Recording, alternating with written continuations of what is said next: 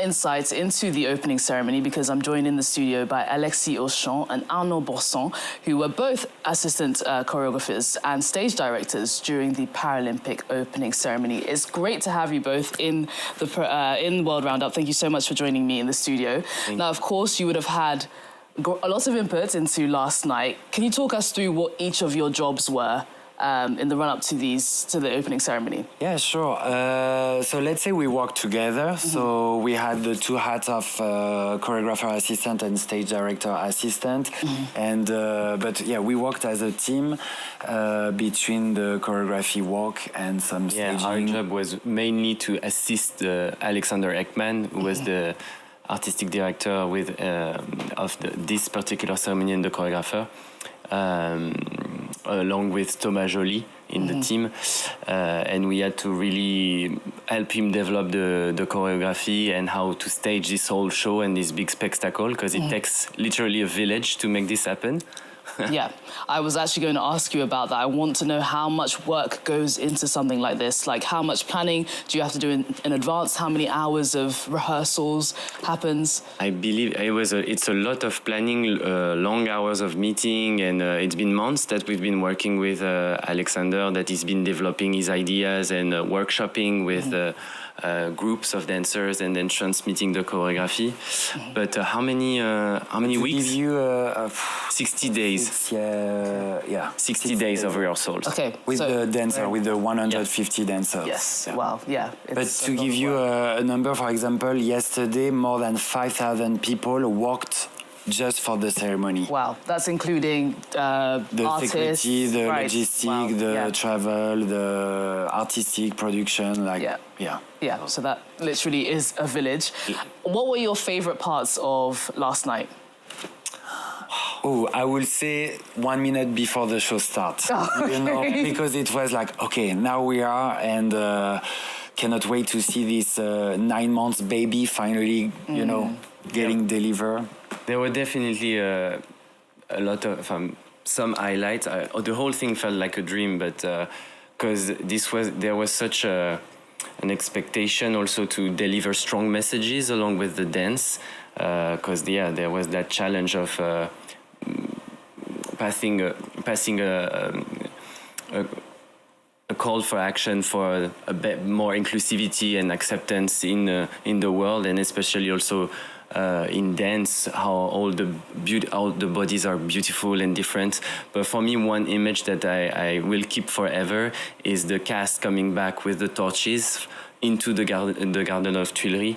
That was absolutely beautiful. They had tears coming down their face. I feel like talking to them, they said that it was like a unique experience that they've never experienced. Even though they were all professional, it was really a strong emotional moment for everyone.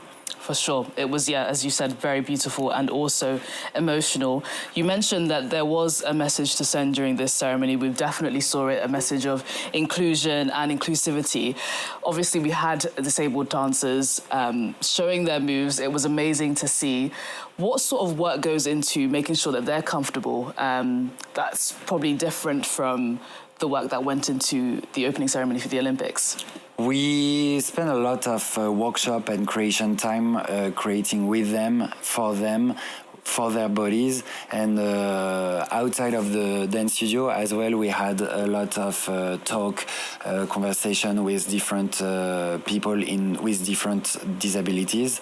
And everyone was really... how say that? How did we work really?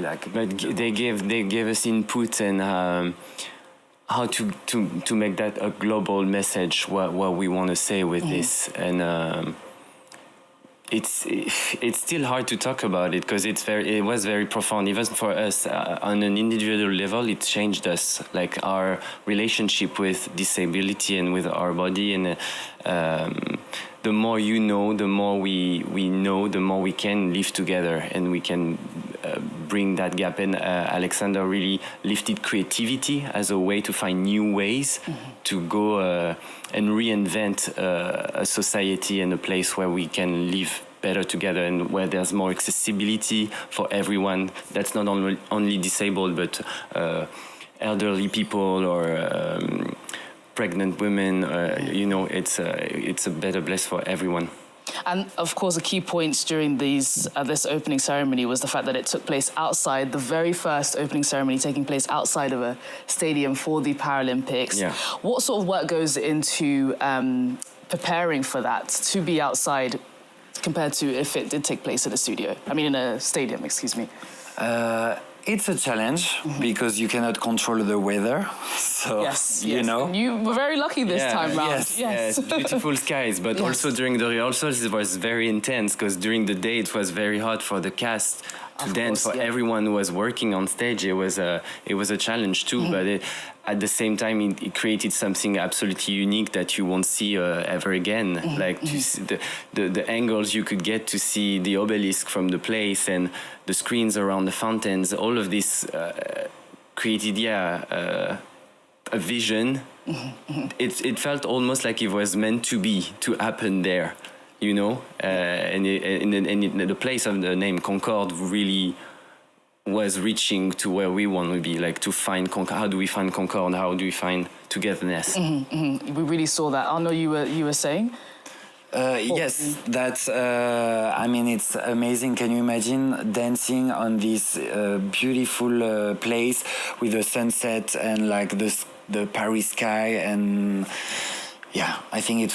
As you say, dancer, when they left, we saw some tears, but it was such a beautiful moment. You know, like. I'm still like, you know, like living the. Nobody wanted to leave high. after. I can exactly. imagine. And even the audience, you could feel the silence, the quality of the silence, and the depth of during the performances. How everyone was really so connected and together. The International Paralympic Committee head, Andrew Parsons, called for an inclusion revolution yesterday. What do you think the legacy of yesterday's opening ceremony will be past the sport that we're going to see in the next few days? I think it's a good question. I think I will. It's more about how the society can change rather than how you look at people. You know, it's now the question is more about the society and not an individual question. Yeah, but for sure it made an impact that will echo long, and there's going to be an after this. I guess it's art has that power to actually have an impact on society, I think, because it reaches to people's heart. And so it can convey messages that can be understood better and in an instinctive way that words cannot really describe. So I feel this is why art is always in the front guard of society after.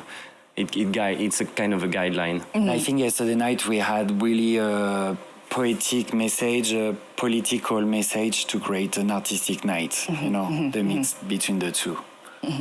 Yeah, I think art and sport are definitely going to play they come together and play a very powerful role in all of this.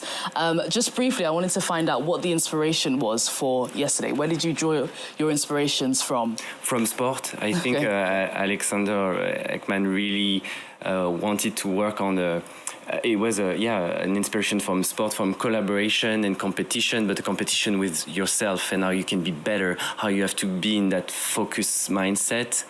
And as a dancer also, it's very interesting there's a lot of parallel between athletes, para-athletes and para-dancers and dancers. And what we did yesterday was literally that. We trained for 7 months just for one moment. And I think we can relate that to the 2 weeks of para-sport that we will see. Yeah.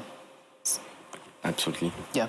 I'm sure there was, a lot of preparation No, sorry. Regarding the inspiration, the how you can transform a movement that comes from a sport or something that not exist and then transform it into something artistic. So I think real life, actually, observation of real life. That's why Alexander is very known to play. So he was really get also in the a youth mindset of like, how can we see this from a new perspective, a new angle, and see things in a different way. Well, it was beautiful to watch. I have to say, I speak for everybody when I say you guys did a fantastic job. Thank you. It was really, really great Yeah. to see. Alexis Auchan and Arnaud Borson, thank you so much for joining me in the studio. We really Thank you very much. appreciate your time. Thank you very much. That's Alexis Auchan and Arnaud Borson, who were both assistant of choreographers and stage directors for the Paralympic opening ceremony, joining me there. Thank you so much for watching. Stay tuned. Eye on Africa is next.